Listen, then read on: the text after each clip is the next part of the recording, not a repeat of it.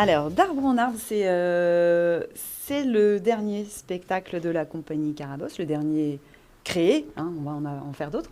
C'est un spectacle qui parle des arbres, de la relation qu'on peut avoir, nous en tant que compagnie, qui travaillons avec les flammes, quelle relation on peut avoir avec ces végétaux, avec les arbres, et puis après, quelle relation on peut avoir nous en tant qu'humains avec les arbres et quelle relation ils ont, les arbres les uns avec les autres, et comment, par extension, nous, on est reliés, humains, les uns aux autres.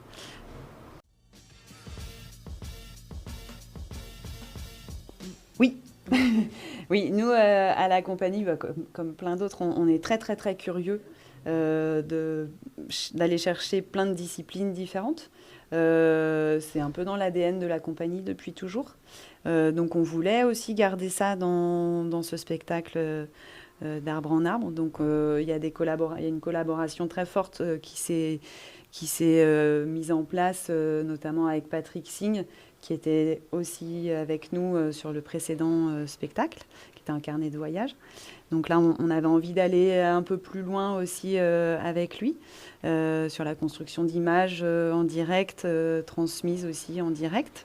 Il y a aussi tout un travail qui nous est très très cher sur la musique et comment le son prend sa place dans l'espace public et au sein de nos spectacles. Donc là, pour d'Arbre en Arbre, on a le plaisir de travailler avec Bjort, qui est une très belle violoncelliste dans tous les sens du terme. Et puis aussi toujours envie d'aller chercher des choses qui se rapprochent du langage.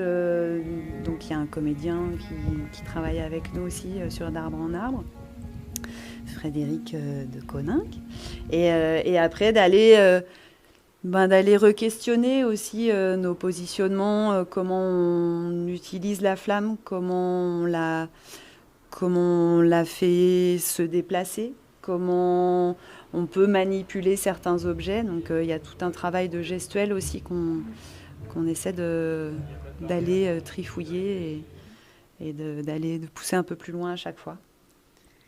Et souvent, oui, ce qu'on dit nous aussi, c'est que dans cette forêt dans laquelle on invite les spectateurs à entrer, c'est dans l'idée de proposer aussi une balade libre, toujours à la tombée de la nuit, puisque c'est à ce moment-là que la compagnie aime le travail. Et c'est vraiment de proposer une balade libre, mais voilà, où on va inviter à la rêverie à travers nos arbres, à travers de la manière dont la compagnie a réinterprété cet être, ce végétal. Et d'inviter aussi une balade sensorielle, sonore, et vraiment qui va faire appel à tous nos sens et qui nous plonge dans cette expérience qui est assez onirique.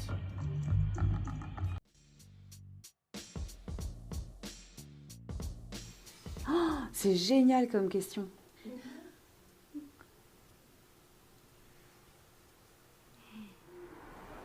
Moi, je serais moitié saule pleureur Oh, pour faire le Bûchette. lien. Non, mais parce que je suis avec cette forme moitié humaine et moitié saule pleureur.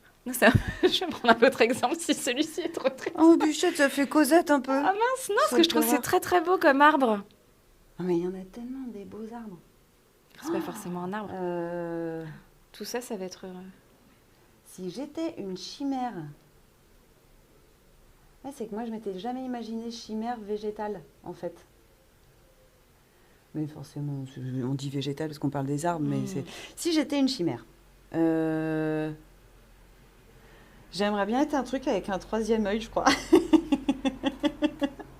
Un truc qui puisse ressentir à fond et qui puisse parler toutes les langues.